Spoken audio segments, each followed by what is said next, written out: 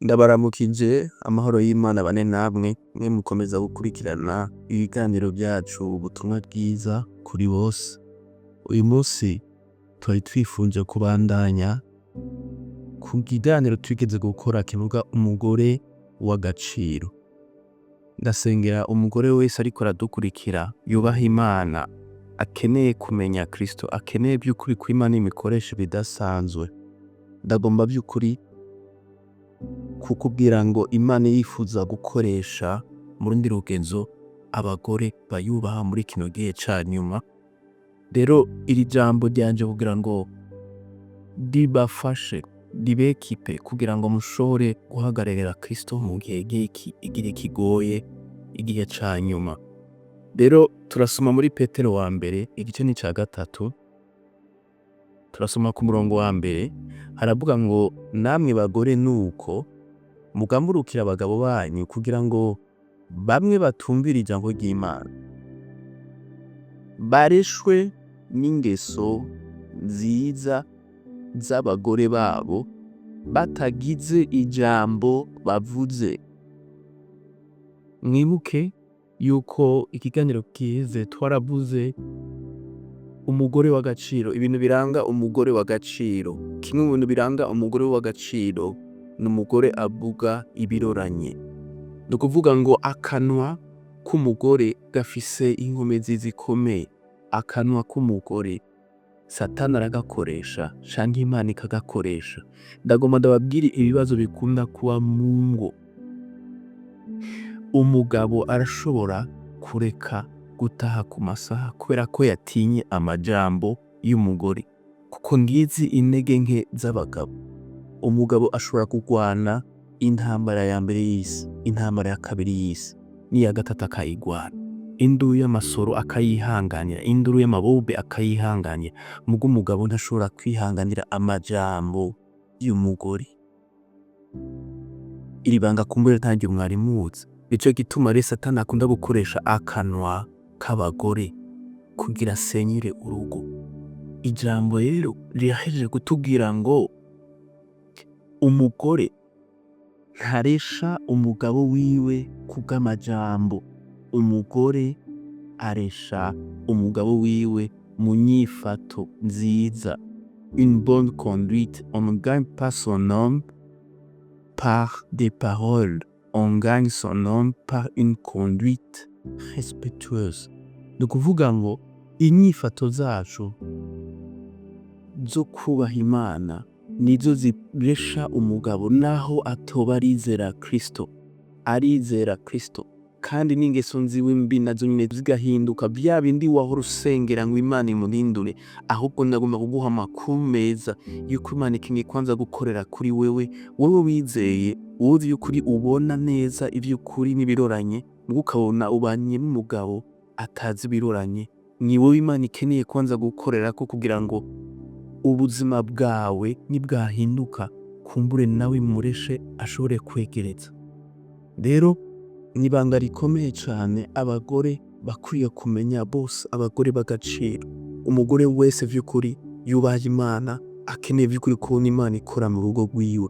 Uwo mugore abwirizwa kurinda akanwa kiwe kuvuga ibitaroranye. Uwo mugore abwirizwa kumenya ryari avuga, ko mu mwanya ashavuye atari wo mwanya wo kuvuga, kuko avuga amajambo atari meza.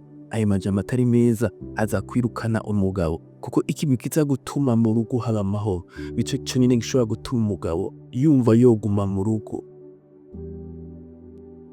Wa mugore umaze igihe usengera umugabo wawe ko ikataha 3 heures du matin, kubera iki ataha bwije, budi nta rindi banga. Nuko igihe cose by'ukuri atashe atiyumva yuko ari safe mu mutima wiwe. Rero Imana igufashe kugira ngo wige kurinda akanwa kawe, wige kwigisha akanwa kawe hamwe n'ubushobozi bwa mpwemu w'Imana, gutume kwiga kugira ubwenge bwo kuvuga. Haleluya. Nibabona ingeso zanyu zitunganye zifatanije mu gutinya, mu Gifaransa bavuze respect. Ni ukuvuga ngo ingeso zo kubaha Imana, ingeso nziza, ingeso zo gutinya Imana nizo ziresha abagabo. Mu gifaransa bavuze ngo que les femmes gagnent le respect de leurs hommes sans parole. Sans parole. Ni ukuvuga ngo amajambo ntakenewe kugira ngo vy'ukuri umugabo abe uwe wifuza kwaba canke uw'Imana yifuza kwaho canke ya makosa yose uhora ubona kuri we kugira ahinduke. Ahubwo naho kutahura no guhishurirwa yuko ingeso zawe, uburyo waborda ikibazo kiro kirahaba, uburyo uzana discussion muri situation iko irahaba, nibwo buryo bushobora gutuma uwo mugabo ahindukira akava mu ngeso mbi akaba mu ngeso nziza y'ukuri z'umuntu w'Imana. Rero ndabifurije, ndabasabira ubwenge, w'Imana ibaha ubwenge kuko turiga umugore w'ubwenge. Rero kimwe mu biranga umugore w'ubwenge ni umugore azi kuvuga ibiroranye, azi kuvuga amajambo akwiriye, azi kuvuga amajambo ashobora guhesha ubuntu umugabo wiwe ayumvirije. Umugabo akavuga ati ndafise umugore by'ukuri anyubaha kandi ntari ndabikwiriye, ndafise umugore anshigikira kandi ntari ndabikwiriye. Ibyo bikamutuma by'ukuri yumva yohinduka, yumva yokurikira iyo Mana usenga. Birababaje kubona uyu munsi tusengera abo twubakanye, tukabasengera ngo bakizwe, tukabasengera ngo bamenye Imana, ariko ugakomeza kuja kure. Rero Imana iguhishurire, uhindure strategie. Umwanya muniniya isengere wewe, isengera akanwa kawe wewe nyene, bari wewe wisengera, kuko Imana niyagukorerako urugendo zo gukorerako nabwo rugendo zo bikurakorera kuri mugenzi wawe. Twarasomye mu Migani 31, turasoma kimwe mu byerekana umugore w'ubwenge. Imigani 31 umurongo 26, iyo ateranuye akanwa kiwe avuga ivy'ubwenge. Umugore w'ubwenge avuga ivy'ubwenge, la sagesse de Dieu. Turaprecizama ko tuvuga ubwenge bw'Imana. Ushobora kuba wize amashure menshi, iyo uravuga ubwenge mwize mw'ishure uramaze kubona ko ibipasa, ariko ubwenge bw'Imana nibwo bwubaka. Ubwenge bw'Imana bw'umuva mw'ijambo ry'Imana. Mwibuke yuko ubwenge ari kristo tuributsanye. Umugore wese akeneye ubwenge bw'Imana n'umugore abwirizwa kuba yubaha kristo. Umugore ariko aramenya kristo niwe mugore w'ubwenge. Ubwo bwenge rero burakenewe kuko nibwo uzotuma by'ukuri urugo rwawe rurama. Icagezwe c'ineza kiri ku rurimi rwiwe. Icagezwe c'ineza kiri ku rurimi rwiwe. Bagore mwubaha Imana, mutinye Imana, mwubaha ijambo ry'Imana. Nimwige ururimi rwanyu kurumenyereza, kuvuga ibyiza no mu gihe amasituation ari mabi. Nimwige kwatura ibyiza Imana yateretse mu mitima yanyu, ubugwaneza Imana yateretse mu mitima yanyu. Ibi nivyo bishobora kuresha umunyakibi, ibi nivyo bishobora kuresha umuntu ari ruhande yawe ariko akora bibi, ariko akabona uvuga byiza. Mwibuke yuko na Kristo ariko yatureheje. Kristo yadukunze turi babi, Kristo yatwitangiye turi abanyabyaha, akatwatura ko amajambo meza, akatubwira ngo turi abagororotsi b'Imana kandi turi abanyabyaha, akatubwira ati turabera biwe kandi by'ukuri dufise ibyaha byinshi. Rero Imana ibigishe ukuntu Imana ihindura abantu, uburyo Imana ikora ingo, uburyo Imana irestaura ingo, uburyo Imana inagura ingo. Imana iduhe ubwenge kugira ngo tumenye uko tugenda muri no misi mibi ya nyuma. Rero iri jambo niryo nagomba by'ukuri kuganiriza umugore wese, umugore w'icubahiro, une femme de valeur. N'umugore azi kuvuga ibiroranye, n'umugore avuga ivy'ubwenge, n'umugore avuga amajambo y'ubwenge. Apana avuga amajambo y'ubupfu, kuko ubwo bwenge ni Kristo. Ubwo bwenge nibwo buzotuma vy'ukuri haba amahoro mu rugo. Reka tuvuge rero ica kabiri arico ca nyuma dukeneye guhezako uyu munsi. Ugushaza kwanyu ntikube uko ku rukoba ko gutsiba umushatsi canke uko kwambara izahabu canke uko kwambara impuzu nziza, ariko kube uko umuntu ahishijwe wo mu mutima. Ugushaza kudashira niko mutima w'ubugwaneza utekereje, niko kw'igiciro kinini imbere y'Imana, une femme de valeur. Umugore w'agaciro abwirizwa kuba afise uyu mutima ari umutima w'agaciro imbere y'Imana, umutima w'igiciro kinini. Uwo mutima n'uyu ngo ni umutima w'ubugwaneza utekereje, un esprit paisible et doux. Bagore bene data, Imana irifuza yuko mugira umutima w'igiciro kinini imbere yayo. Uwo mutima w'igiciro kinini imbere yayo n'uyu ni umutima wuzuye ubugwaneza n'amahoro. Twavuze mbere ngo umugore w'agaciro ni umugore azi kuvuga ivy'ubwenge. Mugabo twibutsanye yuko ibibogaboga mu mutima w'umuntu nivyo akanwa kavuga. C'est de l'abondance du cœur que la bouche parle. Ni ukuvuga ngo iyo uvuga amajambo mabi ni kubera ko umutima wawe uba wuzuye ibintu bibi. Barakubwiye insaku nyinshi, barakubwiye amajambo menshi, uvyuzuza mu mutima wawe, hama iyo usohoye usohora umuriro, usohora ibintu bibi. Satani agakoresha akanwa kawe kugira ngo asenye, kugira ngo yice, kugira ngo vy'ukuri yonone l'environnement familial. Ariko ndagufitiye inkuru nziza. Uyu mutima Imana niwe yahaye abagore bose bizera Yesu Kristo, umutima wuzuye amahoro n'ubugwaneza. Uyu mutima niwo uzotuma urugo rwuzuramwo amahoro n'ubugwaneza. Urwo rugo nta muntu n'umwe atifuza kurutahamwo. Ubwo buzima nibwo buzotuma wa muntu wawe watakaje agaruka.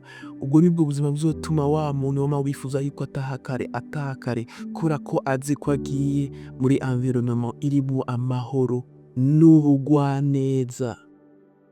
Ubugwaneza n'amahoro sivyo abantu babikwiriye, hamwe n'intege nke z'abantu, hamwe n'ububi bw'abantu. Imana yahisemo kuduha amahoro yayo, Imana yahisemo kutugirira neza. Aba arivyo twigire kuri Kristo, twigire by'ukuri kw'ijambo rya Kristo.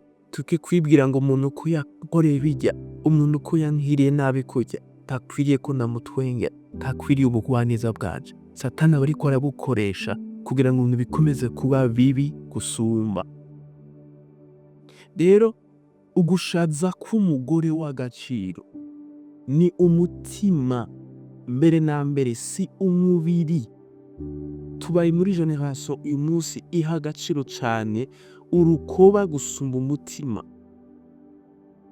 bigatuma uwo mugore yihutira cane kurondera impuzu zigezweho, impuzu zizimvye, ibisharizo bizimvye vy'izahabu bikayangana, ariko umutima we udakayangana. Dufise ikibazo c'uko uyu munsi hari n'abandi bagore benshi bitwa ko bubaha Imana.